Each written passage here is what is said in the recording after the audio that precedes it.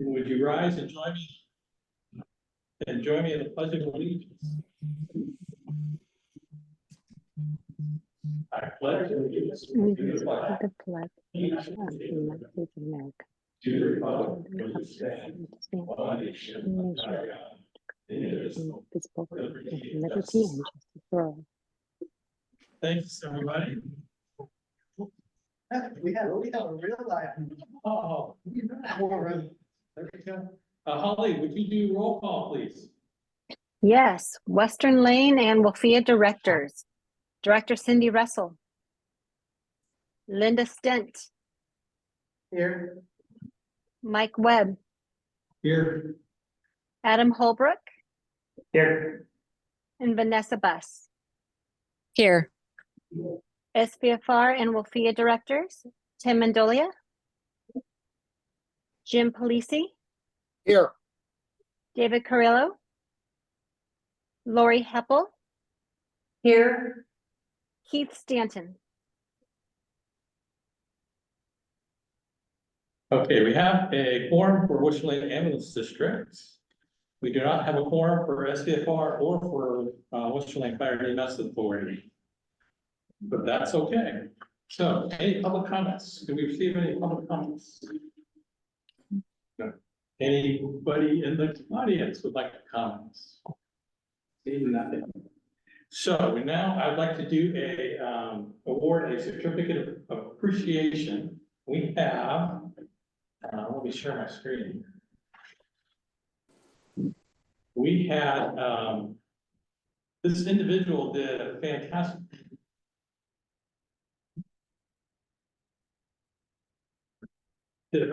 job in updating our map books. And this is a screenshot from our maps, what we see, in that we can, now you can see all the hydrant locations. You can see our key boxes, which are the little blue marks. And then also up on top there, you can see it says door code. That's a door code, which I block out the actual code. But we get this on our map as we're responding, we can just click on those and it tells us all the information about that. And so this was done, and this was Sky Cedarly Gray who did this, and he's one of our tech savvy people. And we certainly like that. This is fantastic information for us and very valuable information for us. And he's been very good at getting that information in and actually keeping it updated for us. And we just like to acknowledge that that was a tremendous amount of work. Very great. Yeah.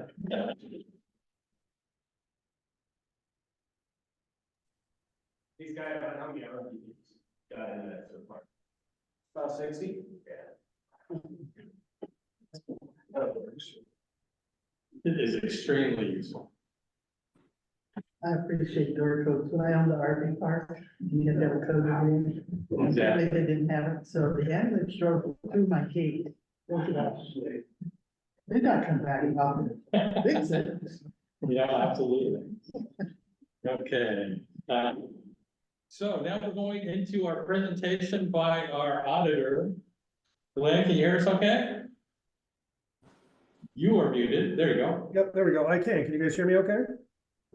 Let me turn up the volume if I can. That may be.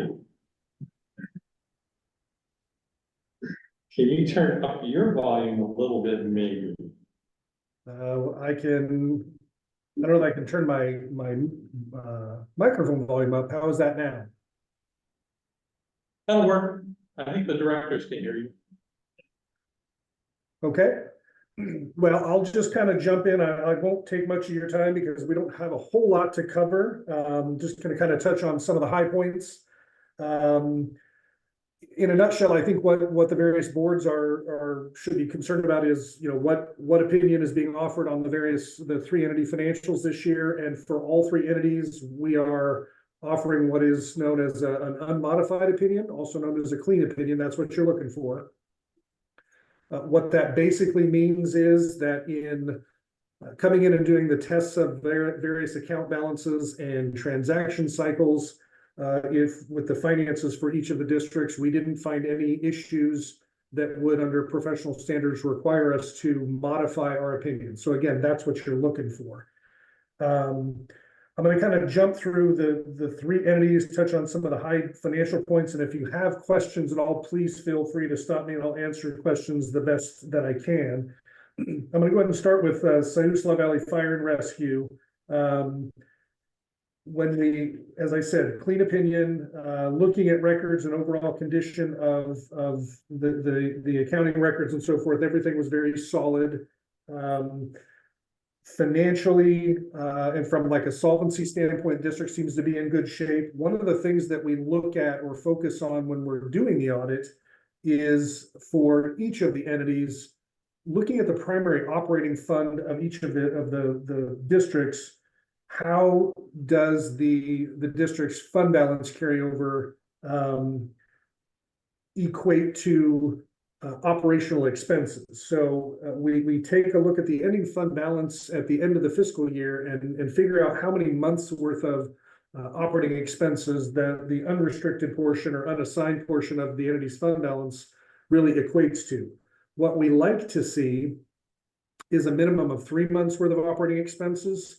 6 months is preferable in our opinion. I'll explain in a minute. For the Siuslaw Valley Fire, the unassigned and available general fund balance at June 30th, 23 equated to just about 5 months worth of operating expenses, which is pretty solid. It falls right in that range that we like to see. And where we sort of came up with that criteria was, as most of you know, obviously one of the primary funding sources for all of the districts is property tax revenue, and those dollars really don't start rolling in until the fall. So you have to make sure that you've got adequate carryover balances to get you through those summer months until the property tax revenues start rolling in. So all in all, the Siuslaw Valley Fire looks pretty good. In addition to the financial statements for each of the entities, you've got another letter or packet that comes along with it. As part of that packet, there is what we call the report to the board, or the communication of internal control related deficiencies. There were a few minor compliance related things that we noted in Siuslaw Valley Fire. One had to do with some minor over expenditures above and beyond what was budgeted. And another had to do with the budget document, the detailed budget and the resolution adopting the budget not matching mathematically. Nothing that is a major concern, but unfortunately the state requires us to look at those things as part of the financial statement audit. And if we see what amounts to non-compliance issues, we have to flag them, because you're either in compliance or you're not. And in those two minor cases, the district wasn't in compliance with Oregon budget law. But other than that, everything looked pretty solid in our opinion. Jumping over then to the ambulance district, again, same thing, clean opinion, records and everything in very good order. When we look at the ambulance district's general fund balance at the end of the year, the unassigned portion, or what is really available for spending, was about $2.7 million, which equates to almost exactly 6 months worth of operating expenses, which again is right there at that higher end of the level that we like to see from a solvency standpoint. So both cases, an indication of good financial management, making sure that carryover balances and things are being monitored to ensure that you got some healthy numbers to work with in the subsequent fiscal year. Just like with Siuslaw Valley Fire, there were a few minor non-compliance related things. Again, another excess spending above and beyond appropriations. There was one issue with non-compliance with public contracting statutes, where the bids that should have been obtained, the documentation wasn't maintained as it should have been.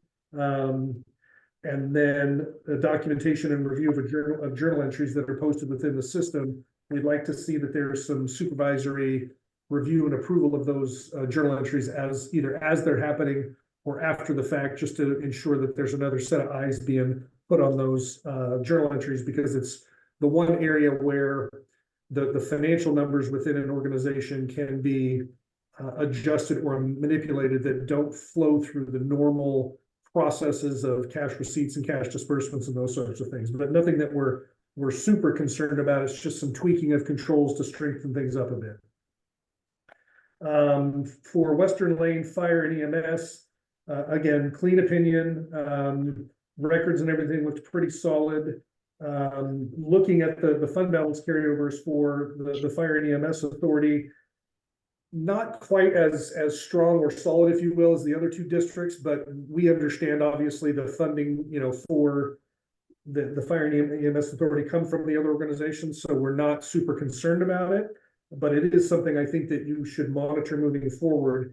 When you look at the fund balance carryover for the Fire and EMS Authority going into the current fiscal year that we're in, the fund balance amounts were only about 1.3-ish months worth of operating expenses is what you had sitting in fund balance, which again is a bit lower than what we would like to see. And then with regard to the Fire and EMS Authority, again, a couple of just minor control and other issues that were noted that need to be kind of strengthened and tweaked a little bit to kind of make your operational controls a little bit stronger. But none of the things that we found from a control standpoint or from a compliance standpoint is anything that we're going to lose a lot of sleep over. The one thing that you will have to note is for all three entities, if there were material weaknesses or significant deficiencies reported, which actually I'm going to have to correct myself on that. In the Fire and EMS Authority, there were a couple of what we're considering to be material weaknesses. One had to do with some prepaid expenses that should have been recorded on the balance sheet that didn't get reflected. Because the district prepares its internal books on a modified accrual basis rather than a cash basis, when you pay amounts out in advance that are going to impact future periods, that represents what's called a prepaid expense, and that needed to be reflected on the balance sheet, and it wasn't, and it was a large enough number that we had to cite it. And then there was also within the EMS Authority some unrecorded interagency receivables that were significant enough that we had to flag them as material in nature. So any of the items that are noted in the findings letters for each of the three entities, if there were material weaknesses or significant deficiencies that were noted, you will have to submit a written plan of action, if you will, to the Oregon Secretary of State's Audit Division. And we've provided some templates to staff to help them to get those submissions taken care of. Really, all it means is the Division of Audits is going to look at those and make sure that the boards and management have a plan to acknowledge and address the findings that were noted and correct them if corrections are a possibility. So other than that, I don't have a whole lot else to cover unless y'all have some questions for me. Any questions for the auditor? Yeah, when you talk about the fund balance at the end of the year, and you're looking at WLFEA being the parent company, but essentially, if we took money and better funded WLFEA, we would be under fund balanced on both taxing districts. So in essence, wouldn't we be better off having the taxing district show the 6 months reserve than WLFEA, since WLFEA is essentially a subcontractor? Yeah, and that's what I said. That's why we're not super concerned about the fund balance carryover for the 190 organization, again, because we know the funding comes primarily from the other two districts. It's just one of those things that we like to make sure that as you go through the budget cycles that you're looking at in Western Lane Fire and EMS, the interagency charges, if you will, to make sure that what you're basically charging the other districts is sufficient to cover the operational expenses of the 190 organization, and everything cash flows out correctly. Okay, thank you. I think that's all the questions, Glenn. All right, well, if you happen to come up with any other questions or you need information, feel free to reach out to us. You know where to find us. Absolutely. Thank you very much. All right, well, thank you for your time and I'll leave you to your meeting. Okay, thanks, Richard. Have a good evening all. You too.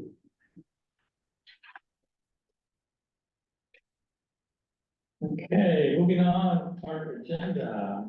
So our consent agenda is consisting of meeting minutes from December 21, staff reports and correspondence. Is there anything in the consent agenda that any director would like to pull out for discussion? Hearing none, consent agenda is adopted. We'll go on to the monthly financials. So I'll start with, Sayusla Valley Fire and Rescue. The majority of the tax dollars are in, and you'll see that represented in the budget versus actual reports. Interest income, just to point that out, it's 4 times the planned, budgeted amount. It should be about 50%, so it's a good problem to have. And then everything else we're, especially for expenses or the transfers out to WLFEA, it's well under 50%. So I think Sayusla Valley Fire is looking good. Is there any questions on that one? Western Lane Ambulance District, again, we're 6 months, so it's 50%. Taxes were on target. The GEMT CCO program, I just kind of wanted to point that out. We've taken in 117% so far, so that's looking good. Again, the majority of the tax dollars are in. Also, the interest income has doubled at the 6-month point, so that's looking really well. The LifeMed subscriptions, we will start seeing that coming in June. So our total income is looking really good. I wanted to point out a couple things in expenses. You're going to see some personnel service expenses under PERS. That is due to they're doing their audits, and so we're getting corrections in, and it automatically comes out of that account. So next month you can expect to see a resolution to budget dollars there. Same thing with the administrative expenses. We're getting bank service charges and GEMT fees, and so we will take care of that next month as well. Otherwise, our expenses for Western Lane Ambulance are on target. We're under 50%. So is there any questions for that one? Just a quick question on Western Lane for the audit. What was the ending PERS liability? What was shown? Just curious. I just got the report. That, You have it in front of you. It should be, These are just his notes. There's no there's numbers. the financials are in there. We got to get a copy. Okay. I'm pretty sure it's in there under PERS. Balance sheets, got us in. Yeah, you're right.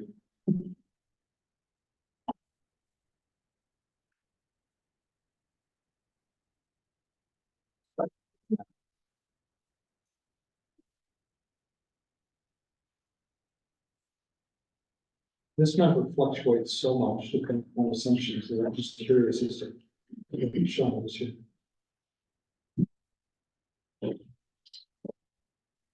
that. The 2 big something million, it says about right.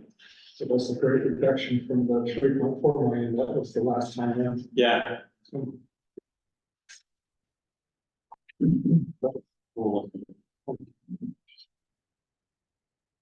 WLFEA, again, money coming in, we're on target.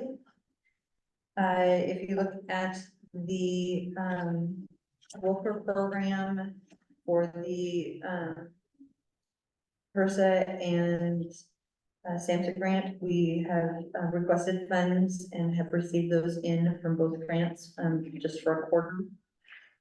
And so that is reflected. Some of our expenses are a little high. Medical recruitment And that's due to a lot of turnover. Our administrative expenses are high. Again, that's due to dues and fees, GMT, admin and consulting fees, as well as, community, outreach advertising. Board of Directors is a little high, but that is due mainly to the board election and the payment of the onboard software. Your conferences are still at 30%, so that's looking good. You're just seeing those prepaid items in full. Our insurance line is close to 100%. That's due to it being paid in advance. Otherwise, if you look at expenses, for the most part, they're on target. They're less than 50%. Is there any questions about WLFEA?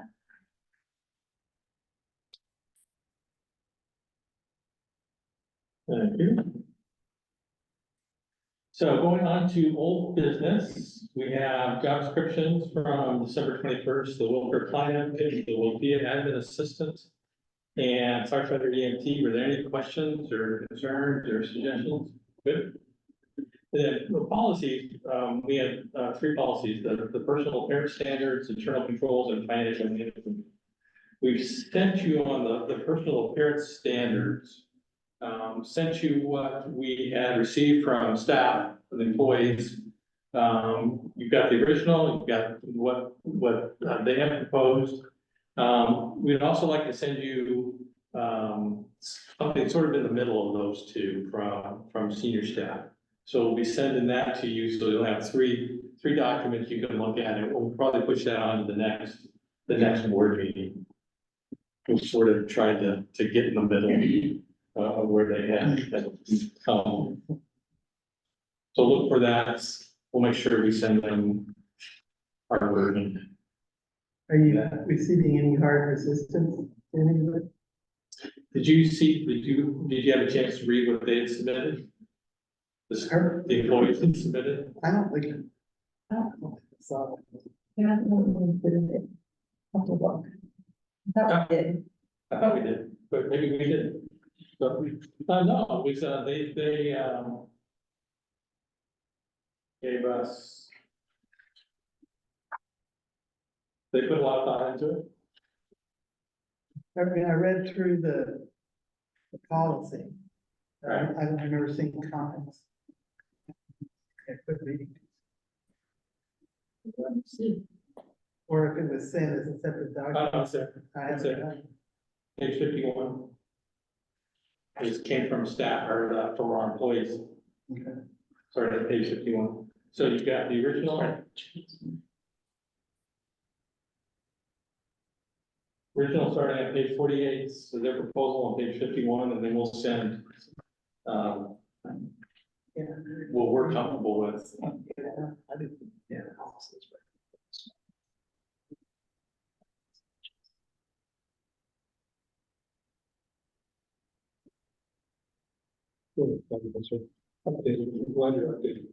Yeah.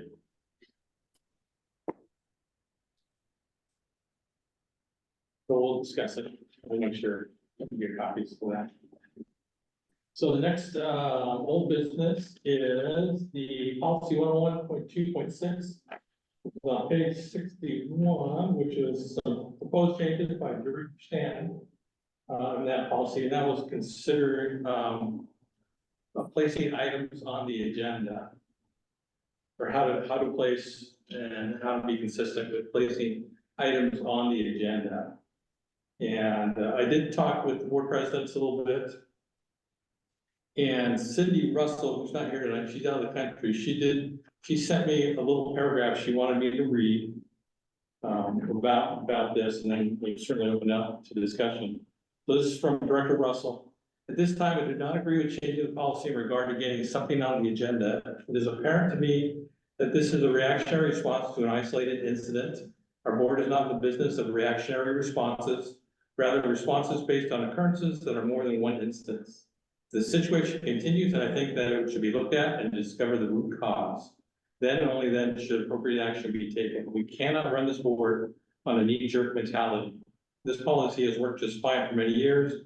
I agree, if we have a recurring issue, then it should be looked at. Director Russell. That's from Director Russell. So, page 61, those are proposed changes. Up for discussion. Is it possible to throw something up on the screen? Yep. What would you like? I'm just wondering if I can do a screen share or something of that nature with Zoom. I think you can share. I've done that before, so Should be at the bottom, and there should be a little green button that says share screen. let's see here. Used to bring me back into the meeting. Should be on your Zoom page. Zoom page now.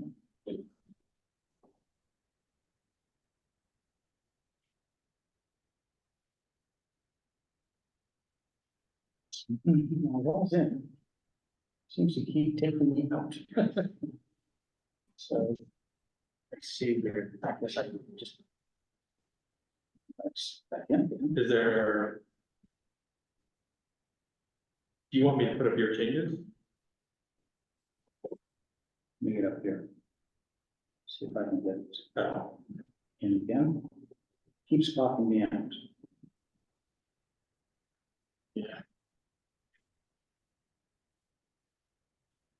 there, it should be in there. A green button on the bottom. That was green button. Says Ah, share. green one on the top. It could be on top as well. Let's see if we've got one down the bottom. Okay, let's see what we have here. Screen. And I bring my screen across. I've never done one of them, That may not be successful. let's see if we can.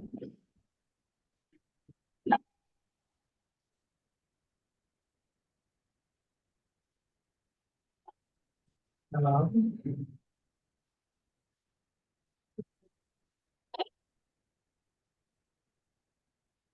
Share.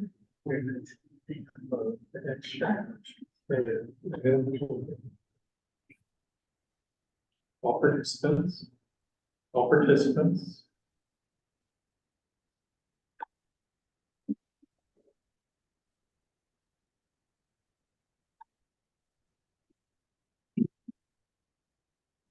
It just kicks you out of here. Can you send it to me? It's not set up usually to do that. And for whatever reason, I don't. Just right there. Cause that's this. I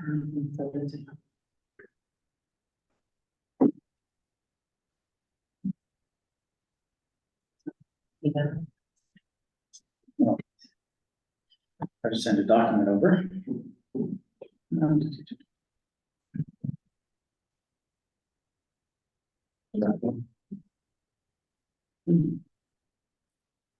Oh, this is gonna take too long right now. So.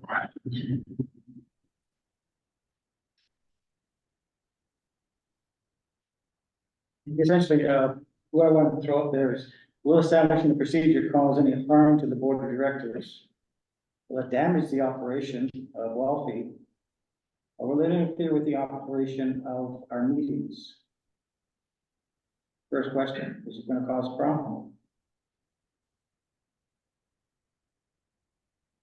Are you asking me a question? I'm asking the board, is this gonna harm the board of directors to have a procedure? Is it gonna bring damage to the operation? Is it gonna interfere in the meeting? It's what, Director Stanton? I'm kind of at a loss here. Are we talking about your proposed changes? Or are we talking about what Cindy, Director Russell replied to? About creating a procedure, a clear procedure for having agenda items submitted based on the general meeting agenda. I don't believe so, but I think that our current language pretty much spells it out. If any director wants an item placed on the agenda, and I believe I said this at the last meeting, I would never stop any director from wanting anything placed on the agenda. I think what you're asking about is the procedure to make sure that it gets on the agenda, correct? Yes, something which is clear and concise, very simple to proceed with. Okay, well, Something which is gonna bring any, if I can see that will bring any detriment to the board, there should be no issue about just, sure.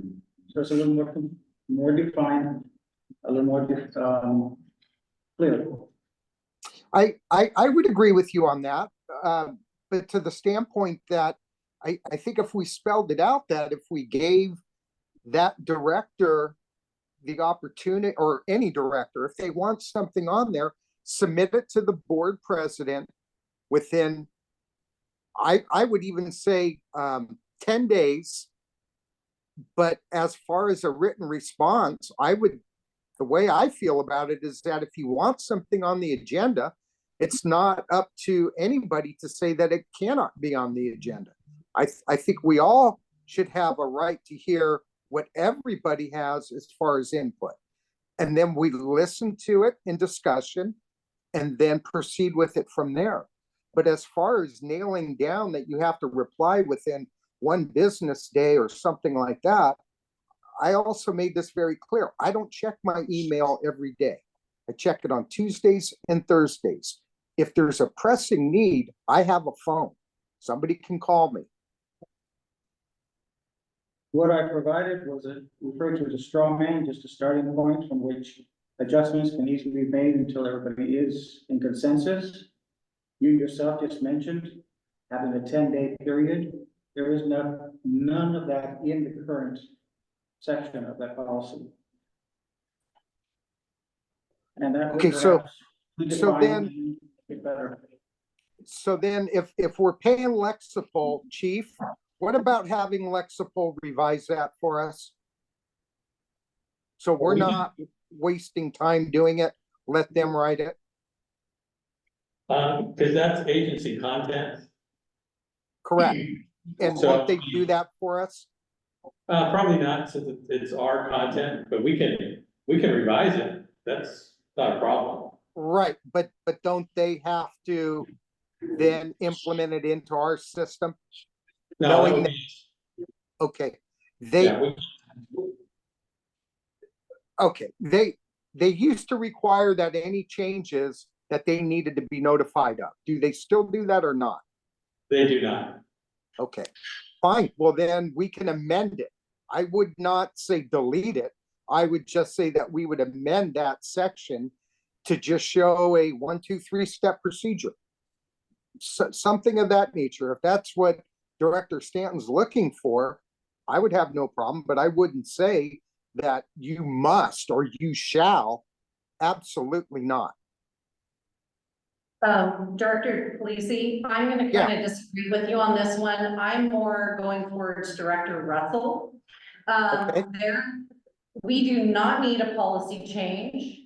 Every once a month, I'm even looking at our agenda right here. It says director comments, and this is an opportunity for directors to make comments on topics and things like that. So if there is something to grind, that is a really great opportunity to bring up something that maybe we should put on the agenda for the following month.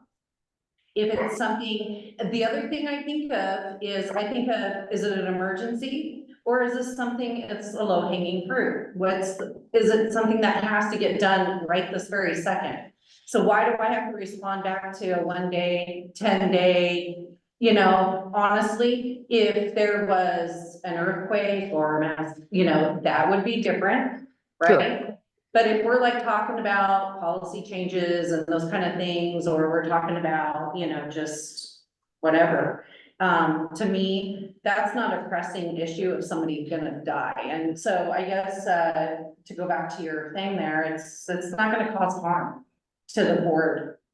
It's not gonna cause harm to the district or anything like that. So, my 2 cents is I would not change the policy. I would leave the policy as it sits. And if, directors would like an opportunity to bring stuff up, then there is with the director comments. But I would just encourage directors to, be clear, concise, and to the point, because, my time and other people's times are very valuable. And so I think it needs to not just go, it needs to be, presented professionally.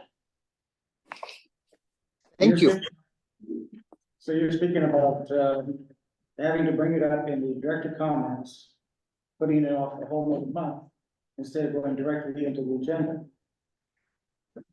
I am stating my opinion. If you don't agree with that, then we can agree to not agree, but, that is my opinion. I welcome diversity. Correct, I do too. Still, the question here is it gonna bring any harm to have a more defined policy and procedure? The policy's not broken. What I find is, what I'm trying to do with goals for this procedure is to provide a concise mechanism for the agenda submission, providing the feedback of the submission status to the submitter, to provide the suggested wording, which of course the president may edit, provide a final submission result, including the final wording, and then some sort of a timeline to keep the process in motion. So yes, there are some things that are specified in my straw man, and they can certainly be expanded. The idea is to provide, first off, that when a submission is made, there is some feedback that it was received.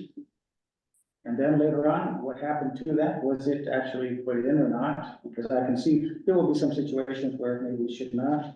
Maybe there will be some discussion on the side with the individual to say, hey, this, can you retract this or whatever. But some sort of concise, simple, step-by-step procedure with feedback to the submitter. Well, it seems pretty clear, simple, precise as it is. So I think we have a good example in this agenda. You suggested new business item C Yes. is on the agenda. I think the system worked in that case. Well, this was partially in result to my trying to get the procedure here. One of the things that was brought up was that the procedure should have a copy to you that was submitted to the president of the board. And that was not in there, but hey, this is a good idea. A straw man is to be improved on, is just simply a beginning point. And so that was done, and there was a much better response than in the past. But still, the procedure is not going to bring any harm, so let's have something that is straightforward and simple. What happens when each step, as opposed to what is now, which is very vague. They had, for instance, nothing in there that said a copy to you. Well, I'm the board president of the Association of the Chief make up the agenda. So I make up the agenda, so it's at the direction of the board president. So that's why it would be nice to include the chief. And I think it works as it And I should. agree that it would be good to have the copy to the chief, but that's not in the policy now. In the straw man, we can place that in that policy. The current policy says the board of directors, to the greatest extent possible, will forward business items to either the board president or the chief for inclusion in the board. So there's nothing that says, hey, send it to the president, send a copy to the chief. Yeah, but that's not the changes that you're requesting. I created a straw man that did not include that, but by all means, I agree that that should be there. A straw man is to be changed, modified. You may not be familiar with the terminology, but this is the starting point, and then it becomes, I think it's an Iron Man, a Steel Man. This is Air Force stuff. So this is just a beginning point, something that we can then change. Because when I have it on this, for instance, I start out, any member of the board of directors can place items in any meeting for which the director is a member by submitting the item. Straightforward. Any changes? Then we say, by voice, email, fax, hand-delivered message, or posted mail to either the board president, the presiding chairman, or the fire and EMS chief for inclusion in the meeting agenda. In the past, we've already mentioned on this that, well, perhaps saying voice, email, fax, hand-delivered should be changed to, I think it was email. And Essentially, that's what the current policy says. current policy doesn't say email. No, it just says forward business items, however, However, method is appropriate. and then in this particular section, it says, posted to either the president, presiding chairman, or the chief. Well, that would be changed to say, to the board president, or presiding chairman, with a copy sent to the chief. So we make the So what changes. happens if we adopt this penalty or adopt this policy and they don't respond within one business day? What are the teeth, what's the penalty? Well, if they don't respond in business day, the indication is, well, they didn't receive it. All right, all right. Well, it says 1 day of receipt. So So they, right now, say, I get it, you send it to me, I'm the board president, and I get it 10 days before the meeting, or I see it pop up on my phone, I accidentally hit it, don't touch it. So nothing happens that particular month. What's the consequences of a violation of the policy? What's the First off- purpose of the timeline? one of the changes that was suggested is to have a copy to the chief. So now there are two people who are receiving it, hopefully. Did they either party receive it? The idea of responding to this letter is to say, yes, we got it, period, nothing else. It has been received. If it hasn't been received, maybe the person will say, oh, maybe I sent it wrong place, or something happened. In the so I will retransmit it, and I will retransmit it, and I will retransmit it until finally somebody says, hey, we got it. But if they never acknowledge it, what's the penalty? There's no penalty. This is simply feedback to the submitter saying, we got it. And if they didn't get that, then the submitter is going to resubmit, So that's- find out what happened to the submission, Yeah. and it's just simply a feedback. Because that's exactly what happened in your request for today. Jim said, add this to the agenda, and you were copied on all those, and yeah. Yeah. Add it to the agenda. So in practice, yeah, a procedure and a policy should be two different things. And a policy should be as vague as possible so that you're not confined to the details. Procedure gets into the minutia on how this stuff should happen. So in essence, I think the policy as written is better because it gives some latitude to the process. But in practice, if you want to adopt a practice or a procedure, that's where your protocol will come in play. Do we have a manual, shall we say, for this that you speak of? I've been on the board just a short period of time, I think like 23 years or something like that, and never had a problem. So, I mean, it's never been an issue. I've served as board president, people have brought things to be on the agenda. They brought things to the chief said, such and such wants to talk about this, fine, you know, it's what happens. As long as it's noticed in advance enough that we can do the proper background, the proper noticing for the public, it goes on. Otherwise, it gets kicked into the next month, and if somebody falls apart and doesn't do what they're supposed to do, then you come up in the director's comments and say, I really want to see this on the agenda next month because we need to talk about it. And that's in practice the way it works out best, but getting into the 1 day or 10 day and there's no consequence for it, it's like your violation of the policy, there's no teeth, then we have an issue where we're in violation of policy. And I'm just trying to figure out from my standpoint, from what I do, if I'm in violation of a policy, then I have a problem that I have to address on whether it's, I do a loan write-up, and I ignore a policy violation. And the loan gets approved for the policy violation, and then the auditors come through and cite that. The consequences on me are heavy on that, because I don't know the policy. I obviously don't know the rules of the game. That's why in practice, if you get into details and policy, it creates a problem. So that's my statement. Director of Police, you have a comment? Yes, I agree with, Director Heppel that probably should just leave it alone. Director Webb's right. It does sound punitive the way it's drafted, but I got a question.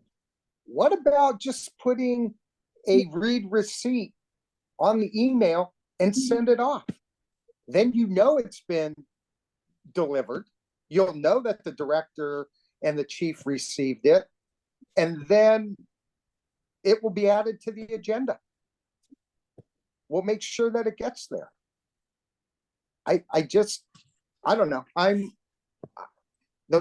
The more we keep beating this back and forth like a badminton game, it's getting, pointless in my opinion. I say we leave it alone.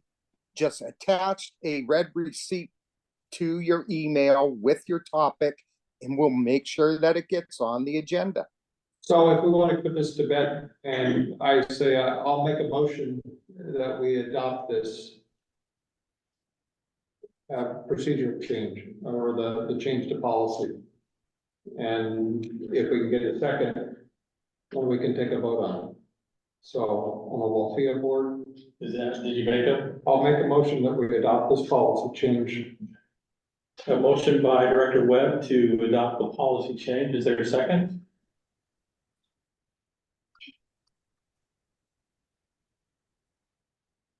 Motion dies for lack of a second. Any further discussion on this item, or we put it to rest? Okay. Board member training, Chris, you were gonna talk about this. Yeah, I just wanted to, one, let the folks that weren't at the training, know that you have a packet. We brought George Dimple in for a board training. I thought it was really good. I didn't know your guys' practice, if you guys wanted to talk about it, so I threw it on or kept it on the agenda, but, I even walked away with at least one new thing, so, anyway, you guys have, the foreign president have your packets. All right, it's out of the finish. That's okay, George, make it home alone. I don't. So it's- I haven't heard from him, so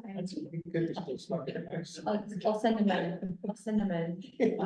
We're gonna see more of George. I had a chance, he worked with Jefferson County in their merger of EMS and fire. So I had a chance to sit down with him and talk to him, tell him about our issues. And he's very intrigued with our issues, so I think we're gonna see more of him. What's the name of the place that we're staying in Seaside? Same place That doesn't tell me a thing. at the last. The name of the hotel. I'm not sure offhand, but, after the meeting, I can look for you. That's one of them too, so. Right next to the convention. Well, that would be the Holiday Inn, which I nominated since I've stayed there for conventions there. It's like a 2-minute walk. Yeah, I'm not sure when we made the reservations. I know she sent it to me in email, but It's like the inn at Seaside or something. Oh, express. No, We can email that to you tomorrow. before I have to go to Seaside And wandering the streets. I am good with him. we should have, hotel confirmation. I'm surprised they can. I haven't gotten anything, so it doesn't come to my home computer. I'm not getting anything. Okay, well, we got a picture, yeah. Yeah.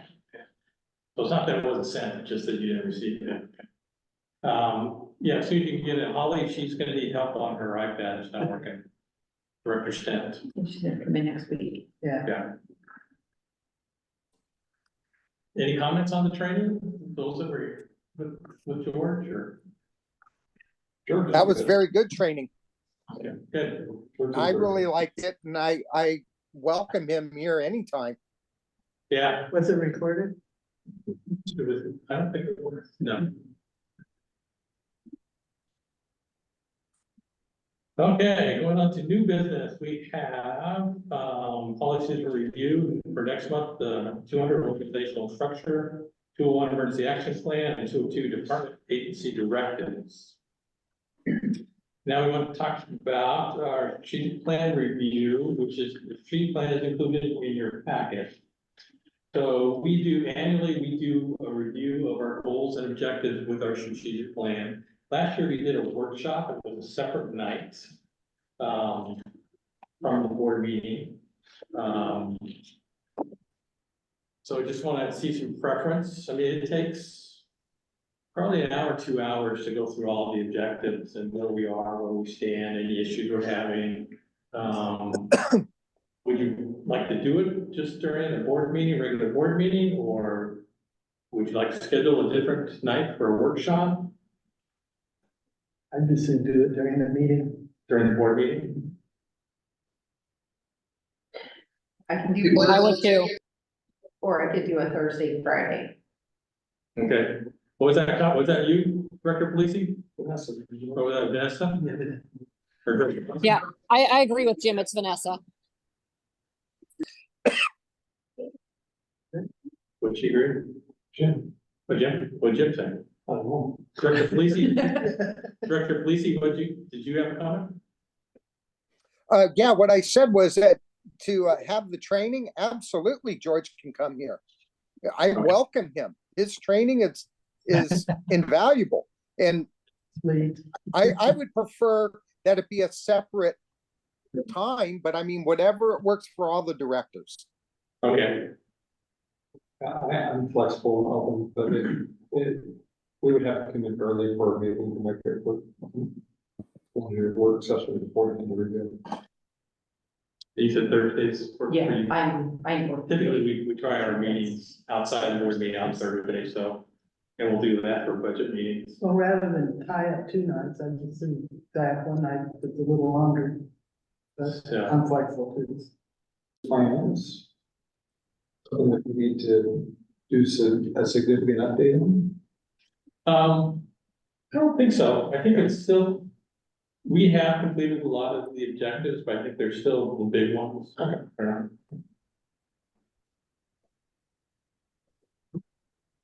Okay.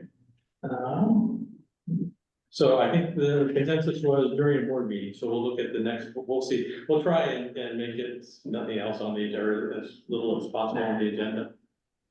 Okay. So now we have, Director Stan wanted to talk about committees. And I wanted to give the directors a little background. You can see that about committees. So just a few things. This is what I took out of the SDAO special district. And we're talking about committees, and this is under ad hoc advisory committees. The board may create ad hoc committees as needed to assess the needs of the district, evaluate existing programs and or facilities, recommend long-range goals and plans, or any other needs as determined by the board.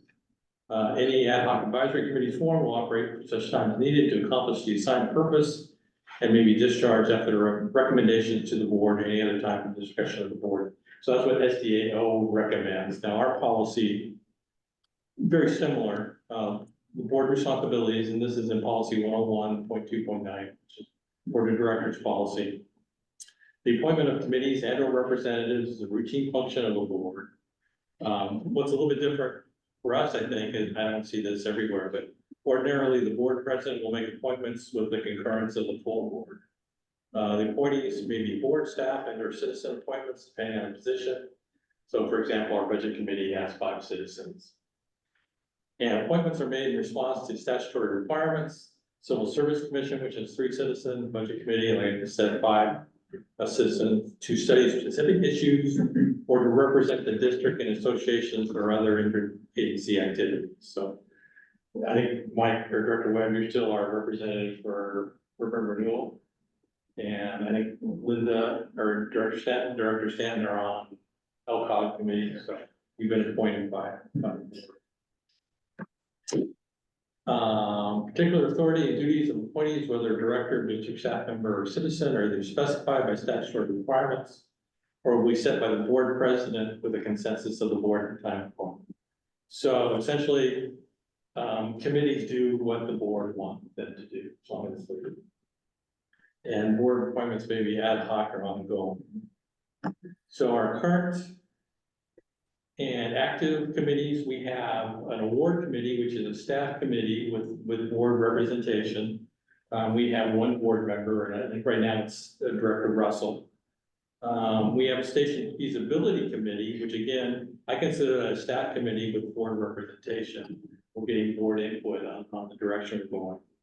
Budget committee, which all board members are on that, as well as 5 citizen members. And then we have current committees, but inactive apparatus committee, we just do that when we're in the process of purchasing an apparatus. Again, as a staff committee, we have board representation. And then our labor negotiation committee, which is, I consider that a board committee. And then we have staff and or legal representation. We have an attorney, outside attorney, or whoever our labor negotiator is. So that's just what our committees are. I don't know, Director Stanton, did you want to expand on that or?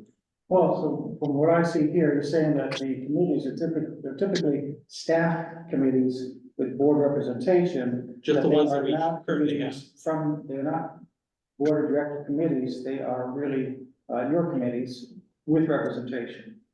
The ones we have currently, yes.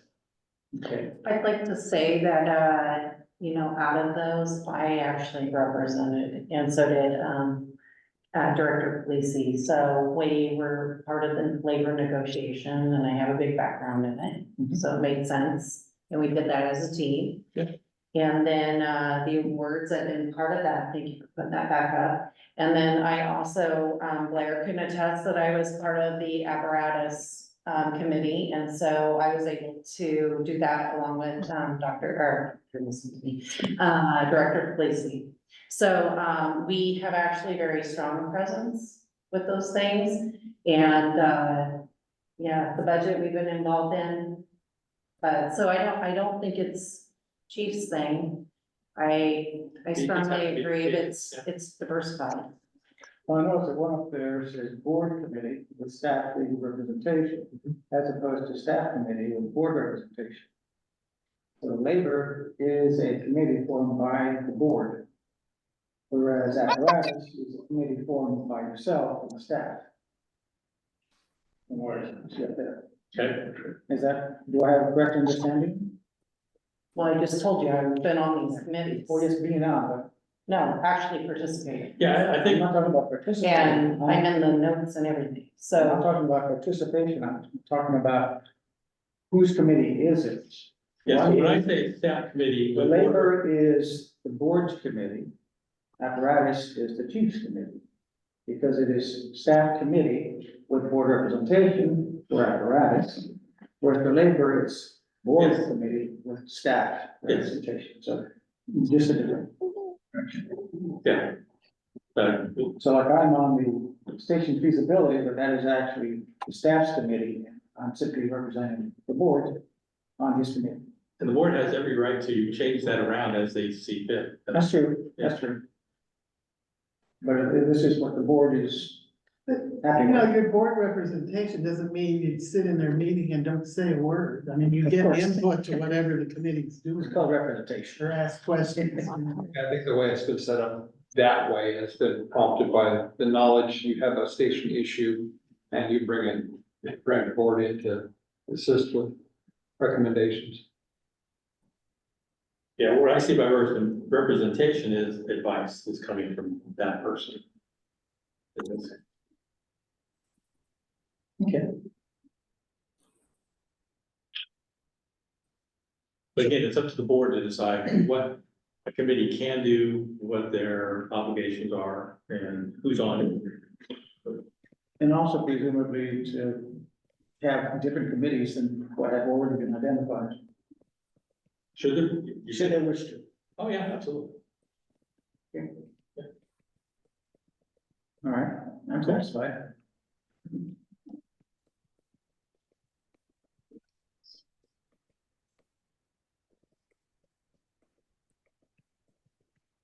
Okay, next we had, ride-along HIPAA form, so we've had a couple directors have asked about, you know, can they do ride-alongs? Absolutely. Encourage all you guys to do ride-alongs. We consider director ride-along is pretty much, as any other citizen. There's a form that you have to, there's a waiver you have to fill out. We ask that you give us some advance notice. We do a lot of ride-alongs for students, other citizens. So we just ask for some advance notice, so we notify the officers, hey, you're gonna have, you know, a rider. And then we have to just make sure that the rider is HIPAA compliant and whatever training is necessary. But those forms are available somewhere. When you're having somebody do ride-alongs, and when we did it, the person could come in and stay all night because, you know, they live there, and that, you know, the ambulance is over here and they might not get notified. So we would always have the ride-along person come in and just be there, be in the station. It would depend on if we have beds available, depends on the age of the rider. And we could do that in certain cases. Our students certainly are here 24 hours or more. So that's a possibility. You have an age limit on, right? As far as spending the night, I think that'd be over 18. So, we would allow a younger person possibly to ride along. I don't know if there's an official lower age limit for that, but, I would not be in favor of a 6 or 7-year-old doing a ride. Are your ride-alongs gonna have to comply with the, personal appearance stuff? To a point, yes. They would not be in uniform, they would not be. Well, I mean, we'd help you to come up with maybe a body piercing or something in your nose and just tell them, sorry, you know, you can ride or you can take it off. Can't ride with it. We have, most of our riders are students, so that would not be an issue, but, I know LFA, where I volunteer with, we do have high schoolers come in, I think 16 is the age. They get, you know, they can go through an academy and do all these kind of things. As far as a ride around, they can do it, but I believe 16 is like that limit there, and, you know, 18 is better. Question here, because this came up when I was inquiring about doing a ride along, and I'll be actually doing one with the ambulance this next week. And that is that the HIPAA form that we signed coming onto the board, would that suffice, or do additional forms need to be signed? I think it's a HIPAA training that's necessary. I don't know what form did they sign as new directors? Was there a HIPAA form? I don't know that there was. Well, I've been doing some, the available online training, and one of them is Victor Solutions, was specifically on HIPAA. Does that qualify for the training portion? I would, go to Chief Chance there. I think that's the same HIPAA training that we use, so. Yeah. Well, I have to look at a couple different ones, so, depending on which one you did, you probably would for just looking at a writer. Okay, But he would be the person that would know to give a definitive answer. so the online training that's available has been very, very useful. Yeah. Okay. So the next, agenda item is a resolution. Yes, Chief. sir. Yes, I I'm sorry. have my hand up, Your hand is up. Go ahead. hands up. On the ride along, they are not spending the night, correct? Students do. Okay, so we have students spending the night in the stations? These would be like EMT students or paramedic students. Okay, gotcha. Just not citizens that want to do a ride along. Yeah, not middle school students or anything. Yeah, but I'm saying if somebody from the general public wants to do a ride along, they only do it between 8 AM and 5 PM, right? We have never had that issue for somebody that's not in the field to ride, that would be overnight. I think we would, Okay. yeah. Right, right. If they're going for their EMT and stuff, yeah, I get that. Okay, Yeah. thank you. That clears Yeah, it. we have an agreement with the school and things like that. Yes, Oh, then listen, okay. Yes, I did. Okay, any other comments on ride along? So I missed one. So item D, we need to approve the budget calendar, and that's in your board packet. Page 103. It's the same calendar as we've had in years past. We have budget committees for, official budget committees for SBFR and Western Lane Ambulance District, which consists of the 5 directors in that agency plus 5 citizens.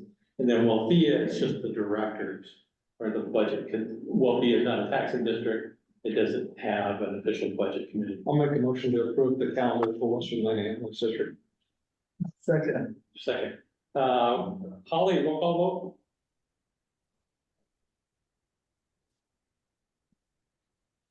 Usually step on mute. So we can do it. Director Webb? Yes. Director Sin? Yes.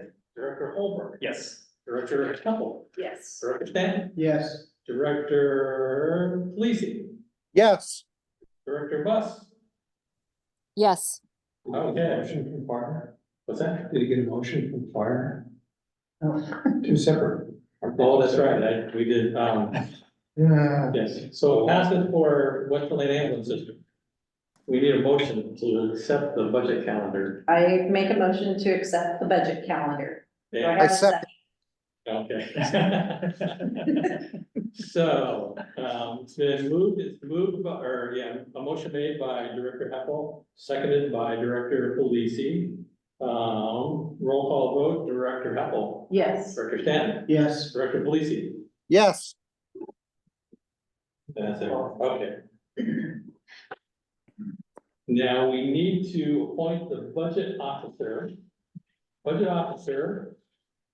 I'll make a motion to appoint Chief Ship.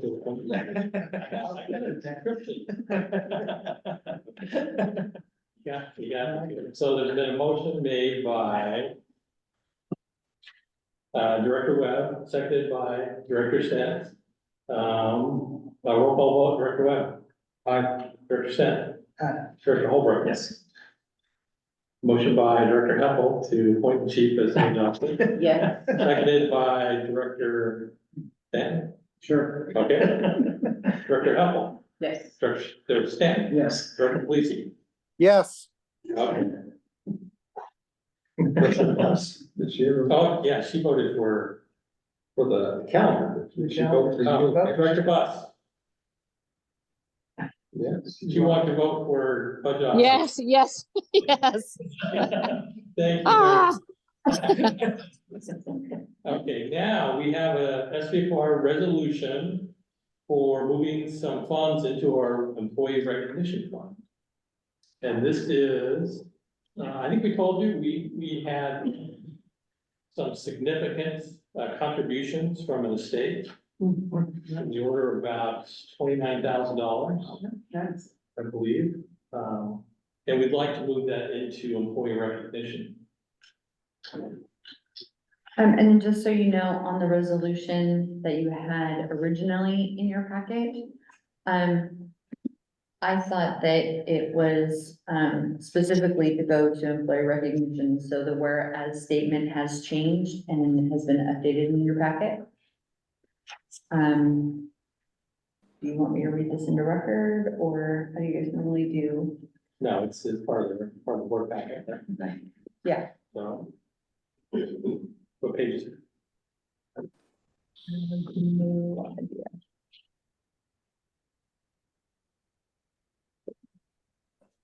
Oh, there we go. Yeah. Something to, yeah, to move it, or 27. Move it to. WLFEA employee recognition fund. So this is just SBFR. The money was given to SBFR. But all the employees are the employees. Well, I make a motion to go ahead and transfer. second, Okay, roll call vote.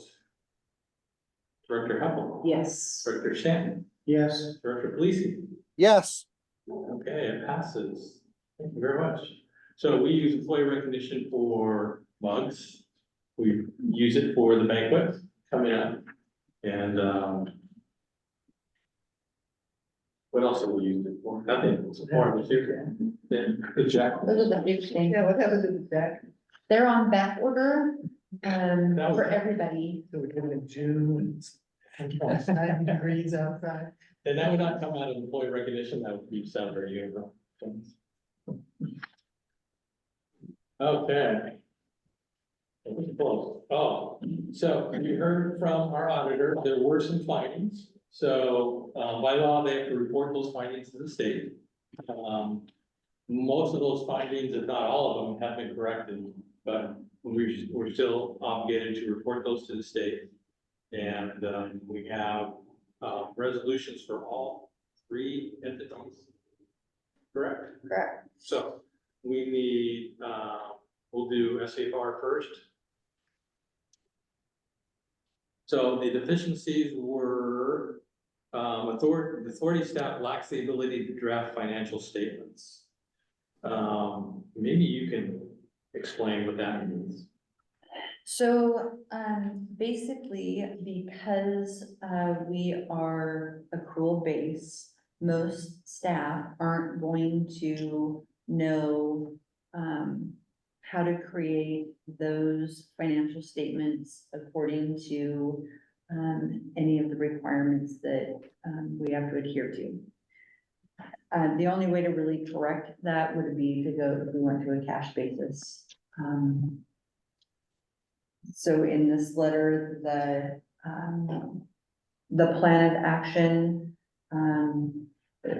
when we hired a new office manager, to training staff of the training of the office staff, and then changed to a modified cash basis of accounting.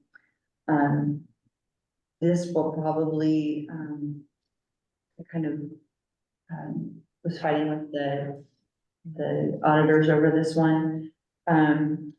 Most of their clients who are accrual, in fact, 90% of them have this finding, and it won't go away unless we change. I don't can do anything to get it off of there, so if it's formal training, whatever is required, but that's kind of the plan for going on. How do you deal with receivables and payables now to post them properly so that you see and as a receivable? Okay. So, we've, since I started, we've implemented some checklists with steps on how to do, those procedures. It's a QuickBooks entry, but you get it, or a books entry, it's got to be in the right category, pretty much. Right, so we kind of have, so for those GL numbers, we're looking at that. So we have one person that writes it, somebody that checks it, it gets entered. And then it comes to me before checks are signed or deposits are made, for that second. So you're double checking, triple checking and making sure. And then you guys have started seeing some of those implements as well. When you initial the check or when you sign the check, then you have to initial the statement that you're looking at the record. So we've kind of implemented a bunch of things, just to get a lot of these findings off of there. Do we need to vote to accept this? You should vote to authorize the signature of each letter. So this is signed by Director Heppel, Chief, and the office manager.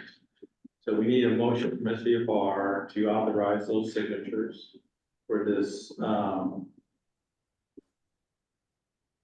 do we call Plan of action. it? Audit deficiency letter, plan of action. I make a motion to, Thank thank you. I second. Motion by Director Polisi, second by Director Heppel. This would be to authorize Director Heppel, the fire chief, and the office manager, Trish, to sign the audit deficiency letter. So roll call vote, Director Heppel, Yes. Director Stan, Yes. Director Polisi. Yes, Western Lane ambulance, the deficiencies, there were a few more. One was the ability to draft financial statements, same as SBFR. We reported the district lacked adequate reconciliation of late month revenues for the general ledger to the third-party billing service. Last year. years. We had this- Yes, it says repeat finding. Okay. So, the first one, you've heard the explanation of how we're fixing it.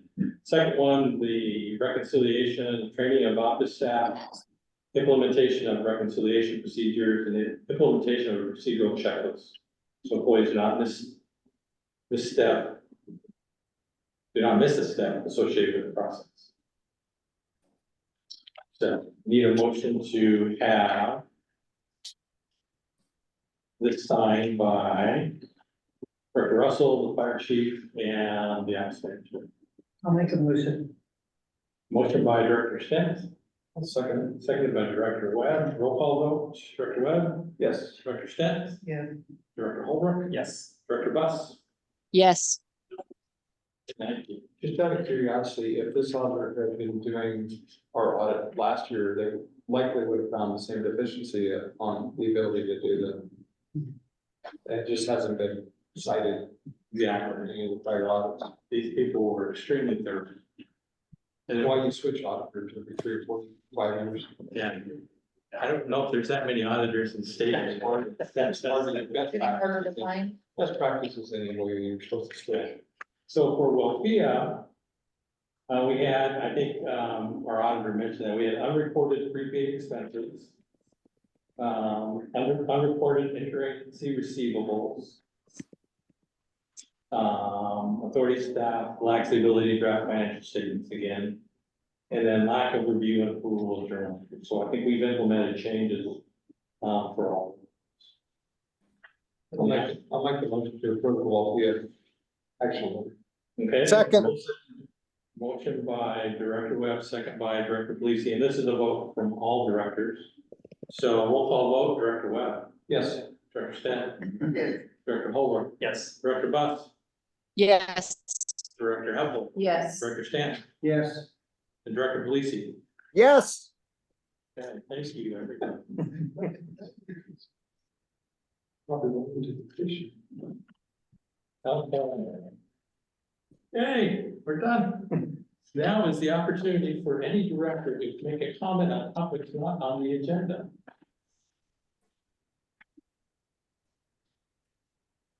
Director Felici, you got anything? no, sir. Wow. Okay, No, I'm just sorry I'm gonna miss this year's SDAO conference. are you? I have, Oh, yeah. I have a conflict, so. Oh, okay. Is it too late to sign up for that? Yeah. Oh, only because I don't think we can get a hotel room. No, that's fine.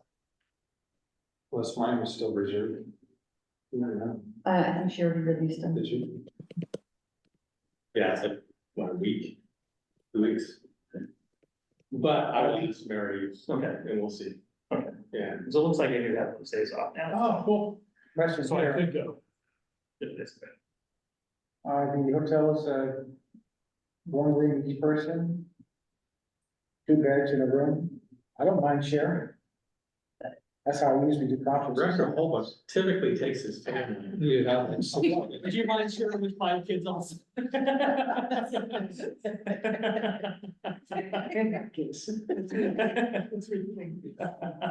Thanks for the offer. Any other comments? So it's always there, I have no problem double bunking, so to speak. 2 beds in a room, one bed, reduces the cost of the district. Oh, and we could acknowledge, we have 2 brand new nurses in the agency. Division Chief Chance and paramedic Zach Order there. They passed their exams, now they're nurses. Which is higher, a nurse or a paramedic? That depends on who you ask. Are we still recording?